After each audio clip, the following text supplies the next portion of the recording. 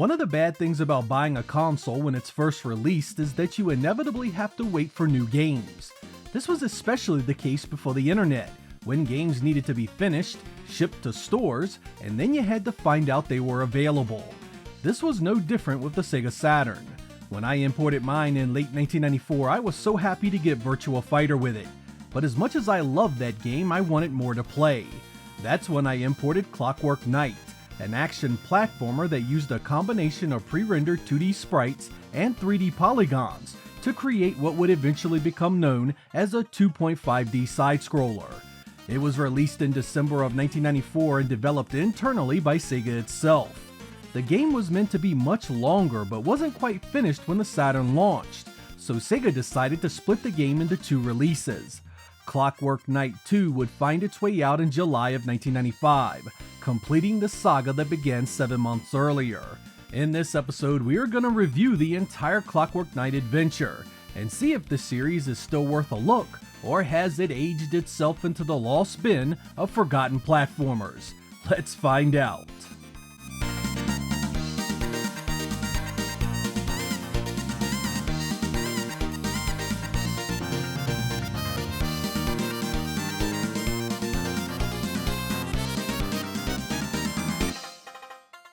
The story begins with the Clockwork Fairy Princess being kidnapped.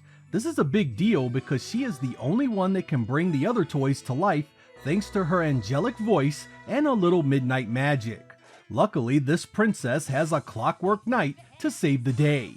Pepero Chow is intent on saving his beloved princess, but whoever kidnapped that princess also confused some of the other toys into being aggressive towards him. That means the quest to get her back is going to be chock full of obstacles and enemies trying to impede your every step.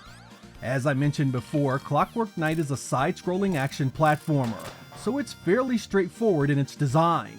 You can run, jump, and attack with your key. Running is accomplished by double-tapping the direction you wish to go, and if you jump while running, you'll get a big boost to your distance. Many objects in the play area can be picked up and thrown as a weapon. Some enemies can be tossed as well. Just be sure to hit them first so they appear to be stunned. If you rapidly hit the attack button, you will use your key in a winding fashion that does more damage. Some items can also be pushed to interact with the environment. Be sure to push or pull anything that looks like it's hiding something. It usually is, especially in the second game.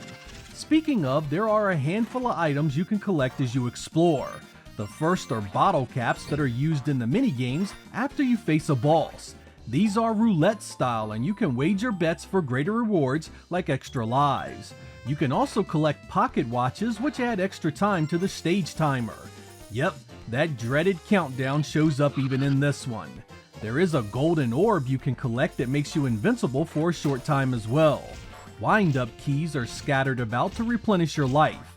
A bronze key for 1 hit point, silver keys replenish all your health, and the gold key adds an extra hit point to your bar. The health meter here is represented by a series of gears in the lower left-hand corner. When you reach the end of a level, you'll notice there is a long jump style obstacle where you must jump at the line and land on the missing letter that is not displayed in the clockwork sign above. Do this properly and you will score an extra life. Clockwork Knight 2 adds very little to this formula in terms of core gameplay. It does have stages where you can go into the backgrounds for more areas to explore, and there are auto-scrolling stages where you are riding your horse to avoid obstacles and defeat enemies. Clockwork Knight 2 also adds lots of eggs you can find and break that have items in them, as well as cards that are hidden in the levels. Collect all the cards in a level for a gold key, and all the cards in the game for a cheat to access any level in the game. Clockwork Knight 2 picks up right where the first one ends, so the adventure is fairly seamless if you want to jump from one to the other. Each game is composed of 4 rooms, with each room containing multiple levels and a boss encounter.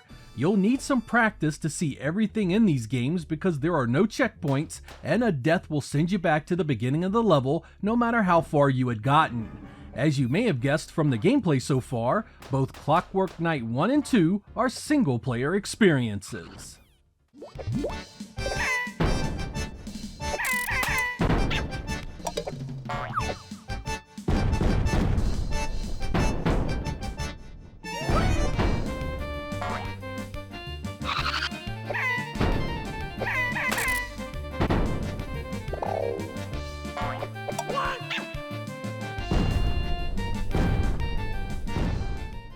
The visuals of the two Clockwork Knight titles are best described as fun, and I love the way the 3D polygons genuinely make the play area stand out far more than anything in the previous generation. The main character, Pepper, and his enemies are all animated well, and I was especially smitten with the Transformer boss as he changed from jet to robot and flew around the screen. Many of the bosses you encounter on this trek have a great 3D presentation where the animation really stands out, or they are interacting with the background or foreground heavily. Some of them are damaged by your interactions with the environment. You also get some very good detail and color choices here. You always know what you can jump on, what hurts you, what you can pick up, or where there may be some hidden items. Overall, the entire package runs well and never falters on the faster and more congested stages. It's all solid and nothing to complain about on a technical level. I'd even argue it holds up much better than most 32-bit games when it comes to polygon visuals. I must confess, however, that I was not a fan of the art style used here. It has an old-timey aesthetic like the toys in the house you explore are from the 1950s. Pepper and the other toys don't look like anything I ever played with as a kid, so it's difficult for me to be drawn into this world.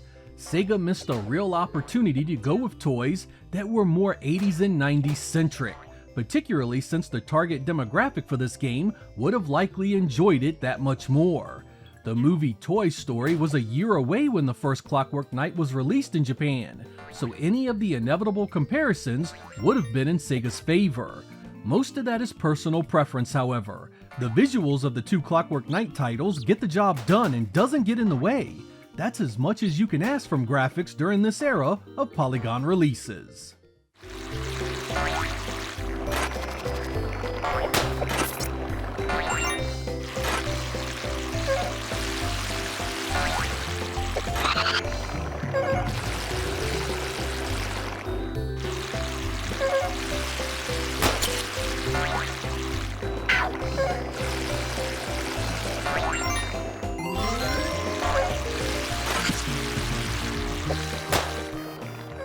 Much like the visuals, the sound and music of Clockwork Knight is fun and what you'd expect. It's all upbeat and pairs well with the rooms you are in. Much of the music in Part 2 sounds like it's a remix of the first one, so there is a sense of ground being retread here. Let's have a listen to some of the selections.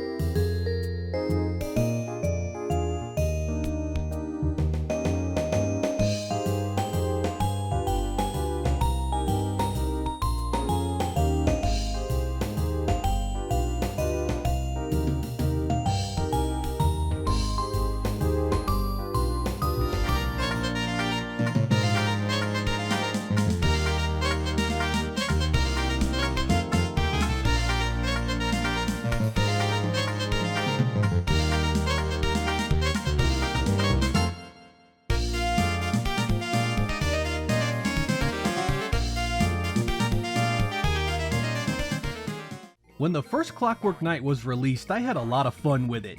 It was easy to get into, and even though I didn't care for the design of most of the toys, the visuals and stage design were strong enough to keep me curious until the end. It was so cool seeing how things in the background could hurt you, or how your interactions affected the paths and the items available to you. But the end of this journey comes very quickly. The first Clockwork Knight is half a game and it feels like it. Of the 4 available rooms, most of the sub-areas go by in a flash, leading to a game that is barely 40 minutes or so long. Each boss fight lasts only a minute or two, and to be honest, none of them are very challenging if you're any good at these types of games. Being forced into waiting for the second half of this package was somewhat irritating back then, mainly because Sega of America didn't release Part 2 until February of 1996. By this point, the Saturn had moved on to games that provided far more replay value and appeal. It didn't help that Clockwork Knight 2 didn't add anything that truly redefined the first one.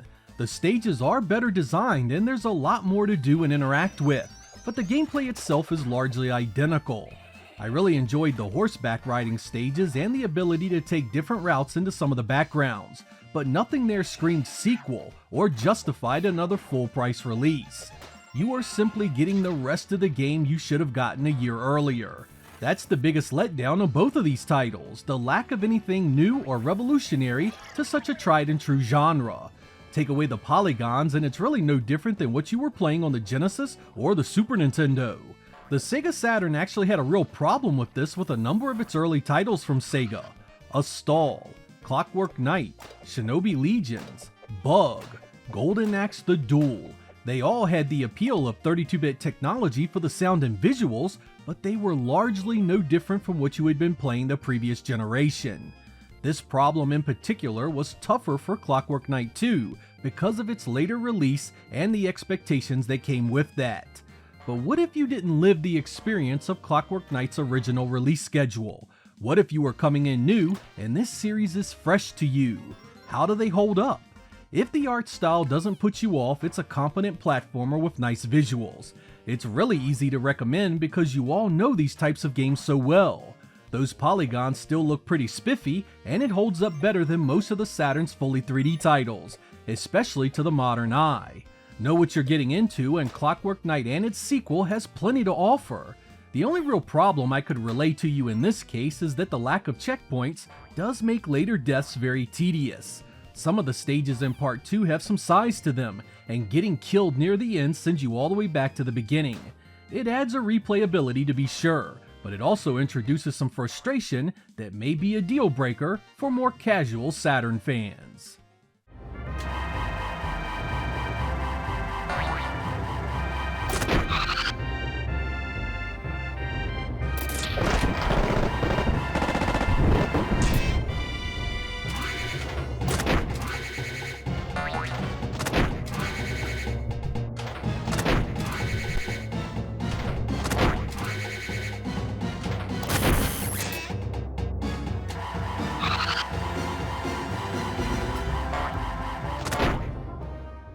Upon its release, Clockwork Knight received its fair share of mixed reviews.